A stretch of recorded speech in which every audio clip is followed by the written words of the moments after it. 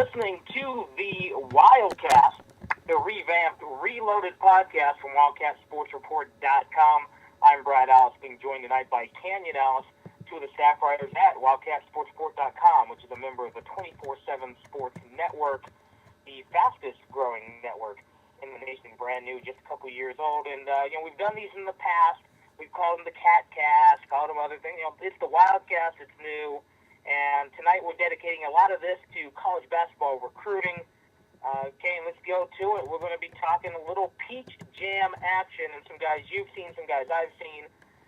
Let's start with the big news of the weekend. Aaron Gordon, the 6'8", 6'9", forward out of the Bay Area, has a top 2 and possibly a top 3 list. But Arizona's back in the mix. For months, it would seem that Washington and Oregon were the two leaders for his services. Well, now the Huskies are still there, and they still may be the team to beat. But you add in Arizona and Kentucky. Arizona, though, that's big news for the Wildcats. This is a very talented, very versatile kid on the front line. That's right. This is actually a kid I like a lot. Seen him play, especially a lot last summer. He's a guy who is explosive to the hoop, brings a lot as far as rebounding, playing defense, upper body strength, great job attacking the hoop. Reminds a lot of people of Blake Griffin. I definitely see the similarities.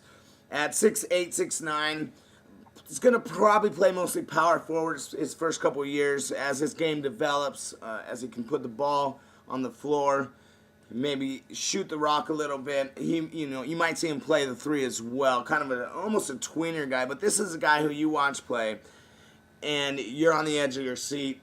He can definitely is a guy who can dunk hard, has a lot of upper body strength, and I think the sky's the limit with a guy of this stature. Well, it's not like he's out of nowhere kind of guy. He is a 5-star recruit with a perfect 100 rating by 247sports.com.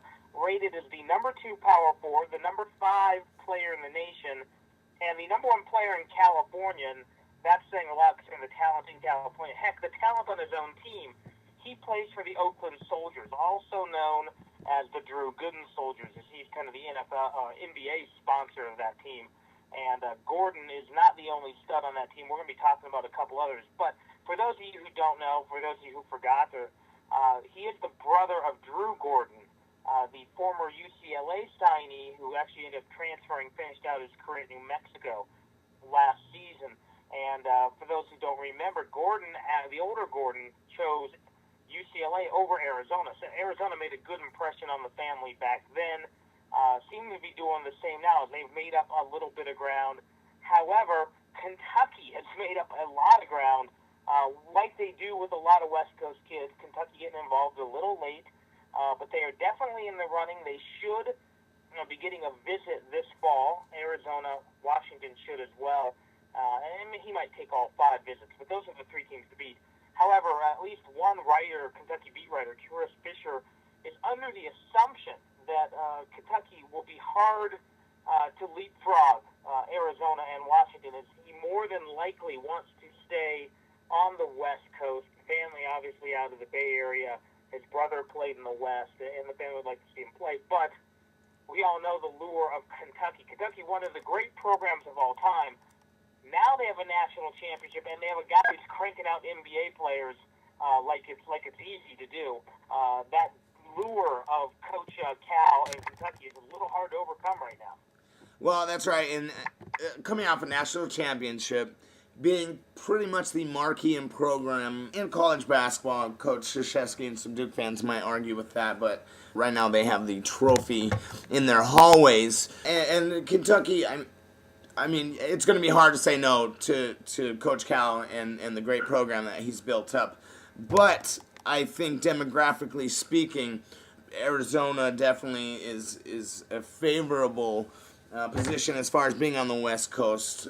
He seems to, as far as, with the exception of Kentucky, definitely be wanting to stay close to home.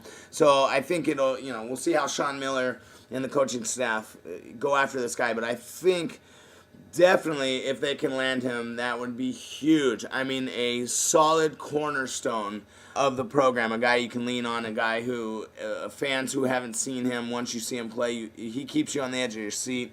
He brings it hard. He's going to make the highlight reel. And I think, he goes into what Sean Miller does as a coach, and I think he'll fit in the program. Another guy who might fit in the program is, you said, one of his teammates, Jabari Bird. Why don't you kind of break down his game for those who don't know, Brad, and let the listeners know of what's going on with his status right now?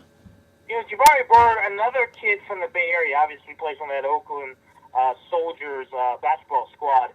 He's also a 2013 player, also a very talented wing player. And wing is probably Arizona's biggest need position. In fact, some speculate that Gordon may wind up playing at the 3. But remember, Arizona is losing for sure Solomon Hill at the small forward spot, and could be losing Kevin Parham. Obviously, Parham is also a fourth-year guy because of injury situations. Actually, never used his red shirt, but some think because of those injuries, he may be able to get that injury red shirt. However, if he doesn't, that makes the pursuit of a guy like Bird and some other wings in this class very, very important. And Bird is a 6'6", 190-pounder, another elite player, anywhere from top 15. I've even seen him as high as top 10 in a couple of rankings. He's just a scoring wing. He's the kind of guy who can shoot from the outside. He is great in transition. He's explosive. He's long, willing to play defense, which is kind of always exciting from these great scorers. He has real quick hands. He's a guy who can get into those passing lanes and make things happen. Now, what he has to do, though, is he's yet to really show that he's a great team guy at all times. Although he plays on these teams, he's not a selfish player. He's also not a guy who's great at letting the game come to him. He is a guy who can press a little bit. Now, a lot of people know that Arizona was kind of out of his top schools, but they seem to be clearly back into his top 5, and he has said he wants to take a visit. Cal may be the leader right now. Oregon, Washington also doing very well. But if Arizona can get him on campus again, and he has been here on an unofficial, and with their need at the wing spot, along with recruiting others of his teammates with the Oakland Soldiers, I think Arizona has a realistic chance. I wouldn't say they're the favorite. In fact, both of these guys we're talking about, Arizona's probably not the favorite, but I think they're in better shape than they were a month ago with both of these guys. And honestly, I actually talked to Bird. It was a year ago, quite a while ago, and he did mention Arizona in one of his favorites. So they are relevant, as and have been for a while as far as Bird is concerned. And I like his game. He's all around a sound game. Good wing player, very athletic. He's got a good long arms, plays defense, can block shots. And U of A right now could use wing players. I mean, you can run with 2 or 3 wing players on the floor at a time. Arizona having 2 solid ones on the roster right now, and we'll see what Sean Miller wants to do with his offense, with his defense, with the personnel he's got.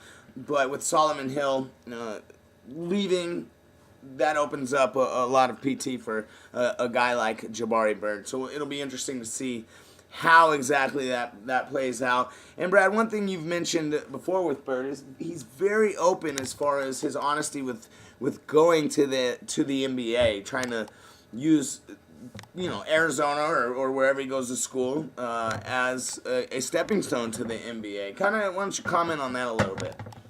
Well, yeah, Bird's been a guy who mainly through Twitter and social media has made no bones about his desire to get to the league.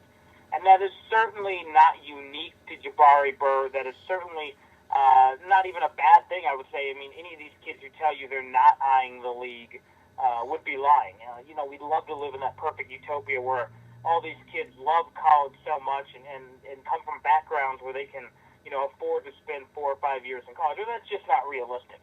I'm always a little gun-shy when a guy's talking the league, as really before his junior year in high school, but I can't blame him. He's 15, 16 years old. He's a kid who has a lot of talent, has had a lot of things thrown at him because of that talent.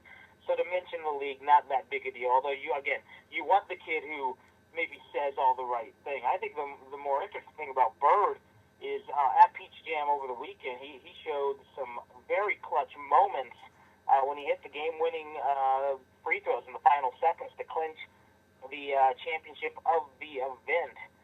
So being a little bit of clutch is always a nice thing. But Kenny, I'll ask you, what do you think about a kid who does tweet, and again, not all the time, I've seen one or two here or there, but has made no bones about looking for the league? Does that scare you off, or do you like that kind of confidence in a kid? Well, a couple ways to look at this, Brad. The landscape of college basketball is changing. The one and dones, the two and dones, the marquee player, that is at the forefront of college basketball now, as seen with Coach Calipari in Kentucky, basically winning a championship with a roster full of one and dones. You even see a prestigious coach like Coach Krzyzewski over at Duke now openly recruiting one and dones with Rivers. Who was a solid recruit, and some will argue was good for the program, maybe some will argue was not, but right now the one and done and the two and done is not quite as taboo as it was 5 to 10 years ago. It's a realistic approach. Players are getting that lottery ticket. They want to cash it in. And the NBA is reciprocating. They're basically drafting now, not on your resume and what you've done, how good you were in college, but basically on potential. And so the landscape is changing. Now, I think from a coach's perspective, there's a couple things you need to be wary of and look out for. Is yes, it is beneficial to have those studs on your team if you can keep recruiting those type of guys and replenish. You want your scorers, you want your stars, but you also want a good balance of role players. You want guys that, come in and defensive specialists, rebounding specialists, stuff like that. So I think as a coach, you kind of have to have a good balance of the two to really be efficient and on the forefront of how things are going right now in college basketball. Now, red flags can go up if you see a guy who might be a role player or not quite as good as he thinks he is, and he's all about the NBA, and he's really not that good. You see problems with that with guys not buying into the team concept. There's been recently, you've seen a lot of guys transfer or for one reason or another kind of falling out as a reason to go into the NBA. And that is an issue, and we'll see how different coaches deal with that. But I think right now that this is the landscape of college basketball. It's inevitable. You can't avoid it. And I think you just have to kind of get a good mix of players. Get guys you think that can have a good chemistry. You need your scorers, you need your role players, and you kind of need those roles to be identified. Well, we're not one and done because we have two different segments. This is going to wrap up part one. Part two, we're going to talk about yet another Oakland Soldier and maybe two teammates from the Houston Hoops, a team that Arizona fans are very familiar with. You're listening to the Wildcast from WildcatSportsReport.com.